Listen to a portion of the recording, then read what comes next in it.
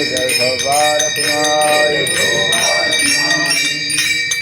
निवडे जेवण शेवटीच्या घासे होय त्याच्या येथे सकळही न पाहिजे झाला बुद्धीचा पालट केली खटपट जाय वाया संपादिले व्हावे धरले ते चोंग विटंबना व्यंग पडलिया. आपण दुसऱ्या चरणापर्यंत आलतं चिंतन केलं की न पाहिजे झाला बुद्धीचा पालट. प्रस्तुत अभंगातून जगद्गुरु तुकोबारा कोणतंही एखादं कर्म आपण हातात घेतलं, काम हातात घेतलं तर ते पूर्णत्वाला गेलं तर समाधान प्राप्त होतं.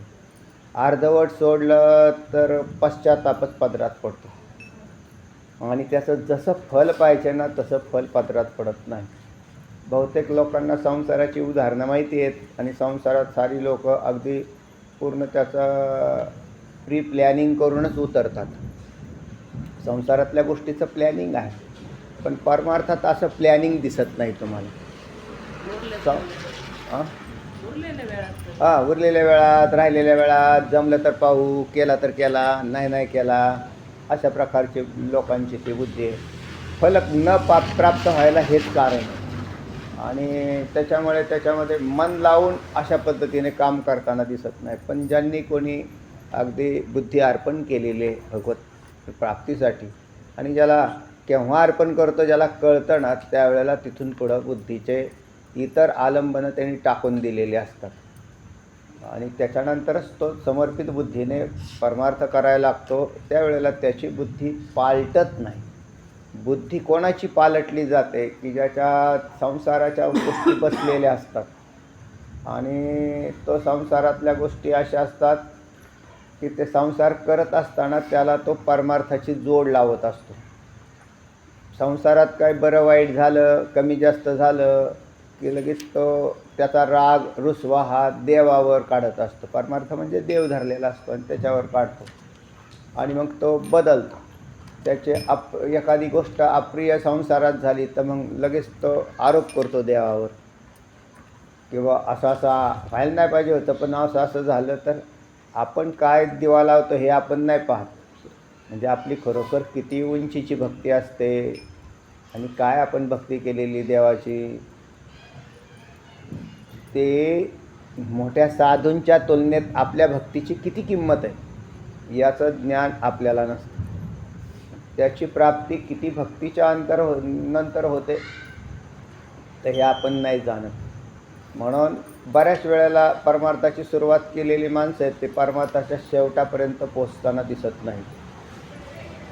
म्हणजे साधक वर्गाचाच हा भाग चालू होतो जो अगदी पक्का निश्चय करून आलेला असतो की काही झालं तरी मी या जीवनामध्ये भगवत प्राप्ती करूनच घेईन असा ज्याने निश्चय केला आहे त्याला साधक म्हणतात, मुमुक्षु म्हणतात, त्यालाच जिज्ञासू म्हणतात. ज्याला जिज्ञासा असते त्याचं नाव जिज्ञासू. परमतत्वाला जाणण्याची ज्याची जिज्ञासा आहे तो जिज्ञासू. जो साधना करतो भगवत प्राप्तीची तो साधक. आणि मोक्षाची इच्छा करतो म्हणजे ज्याला दुःखातून सुटून जाण्याची इच्छा आहे तर तो मुमुक्षु असा असतो, मोक्षाची इच्छा करणारा. तर असा मग तो मात्र मागं सरत नाही. काही झालं कितीही संकट पडता जड भारी दासी आठवावा हरी. पडता जड भारी, कितीही जड भारी पडलं तरीसुद्धा तर तो भगवंताला सोडून देत नाही. तर तो त्याच्यामध्येच राहतो आणि अर्थातच त्याला हे काळ आलेला असतं आणि त्या काळाल्यामुळे तो सुटत नाही. अर्धवट ज्ञान परमार्थाचं आल्यावरती त्याची परमार्थात बुद्धी पालटते. ज्या बुद्धीमध्ये संशय असतात ती बुद्धी पालटते. ज्या बुद्धीमध्ये विवेक वैराग्य नसतं ती बुद्धी पालटते. संशयग्रस्त जी बुद्धी असते तर त्या बुद्धीमध्ये भगवतविषयक अनेक प्रकारचे संशय आहेत आणि त्या संशयामुळे बुद्धी पलटी होत असते, बुद्धी पालटत असते. संशय निवृत्त झाल्यावर बुद्धी स्थिर होते. म्हणून पण आता हे नुसतं भक्ती करणाराकडून नाही घडत. म्हणून मग त्याला देवाचं स्वरूप जाणायला निघाला तर त्याच्यानंतर त्याच्यामध्ये असलेले जे संशय आहेत ते हळूहळू काय होऊन जातात, कमी होतात. एक संशय जातो आणि संशय गेला की बुद्धी स्थिर होते.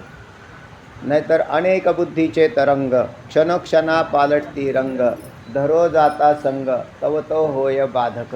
तुकोबराय म्हणतात अनेक बुद्धीचे तरंग. बुद्धीचे काय किती तरंग, म्हणजे दिवसभरात किती बुद्धीचे तरंग उठतात. परमार्थातही तसंच असतं.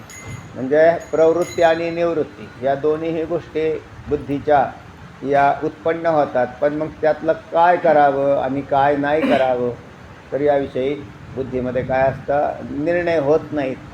तर असे जे आहे प्रवृत्तींच्या निवृत्तींच्या कार्याकार्ये भयाभये बंधमोक्षांच्या या व्यक्ती बुद्धीसा पार्थ सात्विकी भगवद्गीता म्हणते.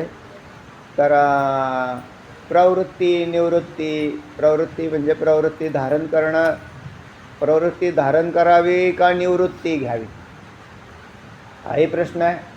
ज्या बुद्धीला कळत नाही तर त्या बुद्धी म्हणजे ज्या बुद्धीला कळतं तिला सात्विक बुद्धी म्हटलं, ज्या बुद्धीत पूर्णांशात ज्ञान होत नाही तिला राजसी म्हटलं, आणि विपरीत ज्ञान होतं तिला तामसी बुद्धी असं म्हटलं. भगवद्गीता पाहून या 18वा अध्याय. तेव्हा प्रवृत्ती निवृत्ती, प्रवृत्तींच्या निवृत्तींच्या कार्य अकार्य त्याच्यामध्ये बी कळत नाही.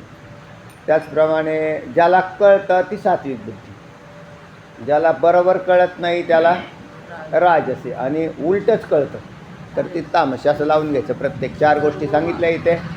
त्याच्यात प्रवृत्ती निवृत्ती, कार्य अकार्य, भय अभय आणि बंध आणि मोक्ष हिला यथार्थ ज्या बुद्धीला कळतात त्याला सात्विक बुद्धी असं म्हणतात. आणि सात्विक बुद्धी कधी पालटत नाही.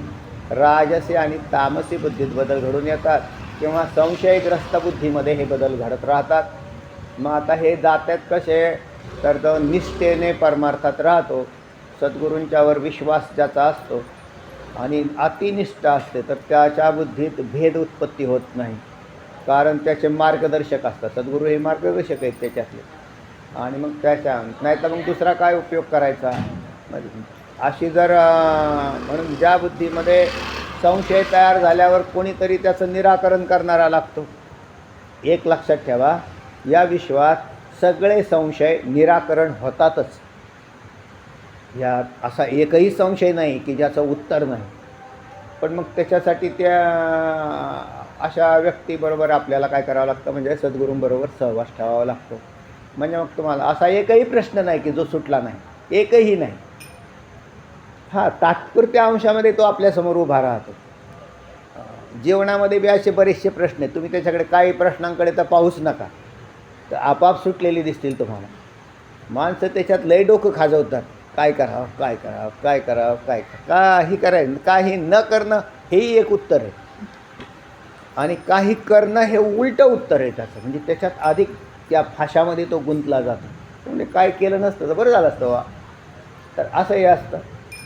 तर आणि पारमार्थिक जे प्रश्न आहेत हे प्रश्न भिन्न असतात, पण हे सगळे प्रश्न याला उपलब्ध आहेत त्याची, आणि ते उत्तरं त्यांच्याकडे उपलब्ध आहेत. म्हणून तिथं श्रोत्रिय, कृपाळू आणि ब्रह्मनिष्ठ गुरुजी सांगितलेले.